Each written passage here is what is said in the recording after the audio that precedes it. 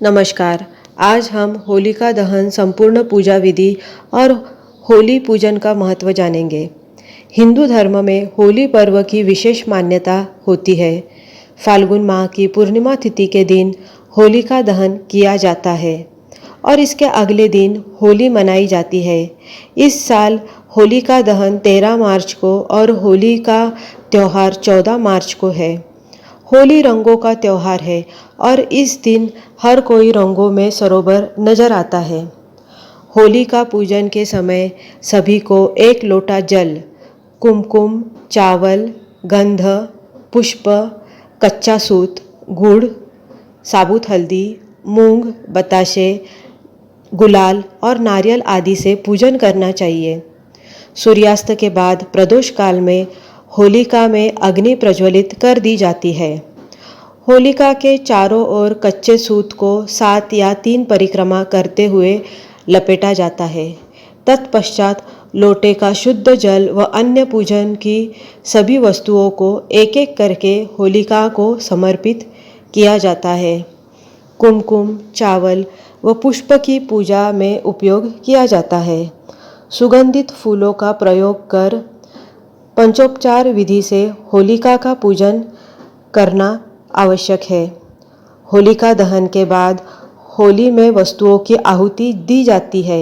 इनमें प्रमुख तौर पर कच्चे आम, नारियल, 7 प्रकार के धान्य यानी गेहूँ, उड़द, मूंग, चना, जौ, चावल और मसूर आदि 7 धान्यों से होली की पूजन की जाती है। इस पूजन के समय ध्यान में रखने योग्य बात यह है कि आपका मुंह पूर्व या उत्तर दिशा की ओर होना चाहिए।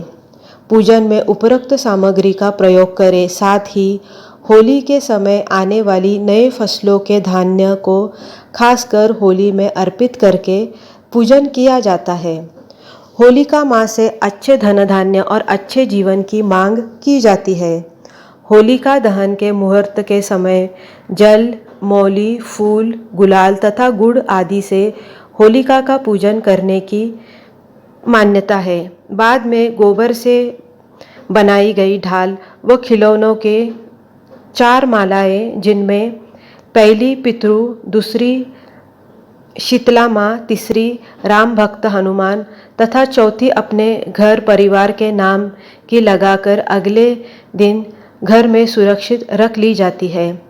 सार्वजनिक होली से अग्नि लाकर घर में बनाई गई होली में अग्नि प्रज्वलित की जाती है।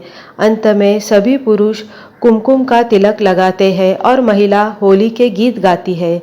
इस दिन घर के बुजुर्ग लोगों की चरण छूकर मंगलमय जीवन का आशीर्वाद लिया जाता है। पौराणिक मान्यता के अनुसार होली की बची हुई अग्नि और राख को घर में रखने से घर से सभी नकारात्मक शक्तियों से बचाव होता है। होलिका दहन की कहानी इस प्रकार है। पौराणिक मान्यता के अनुसार दैत्यराज हिरण्यकश्यप खुद को भगवान मानता था, लेकिन उसका पुत्र प्रहलाद भगवान विष्णु के अलावा किसी की पूजा नहीं करता था। यह देख हिरण्यकश्यप काफ़ी क्रोधित हुआ और अंततः उसने अपनी बहन होलिका को आदेश दिया कि वह प्रहलाद को गोद में लेकर अग्नि में बैठ जाए। होलिका को वरदान प्राप्त था कि उसे आग से कोई नुकसान नहीं पहुंचेगा, लेकिन भगवान विष्णु की कृपा से प्रहलाद आग से बच गया, जबकि होलिका आग में जलकर भस्म हो गई। इस दिन फाल्गुन मास की पूर्णिमा तिथि थी। इसी घटना की याद में होलिका दहन करने का विधान है। बाद में भगवान विष्णु ने लोगों को अत्याचार से निजात दिलाने के लिए नरसिंह अवतार लेकर हिरण्यकश्यप का वध किया। अब जानते हैं होलिका दहन का इतिहास।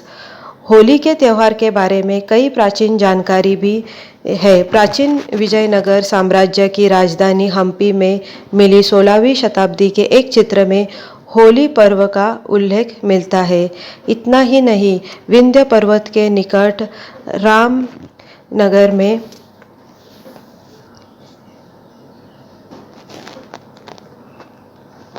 रामगढ़ में मिली इस 300 वर्ष पुराने अभिलेख में भी इसका उल्लेख मिलता है। यह भी मान्यता है कि इस दिन भगवान श्री कृष्ण ने पुतना राक्षसी का वध किया था। इस खुशी में गोपियों ने उनके साथ होली खेली थी।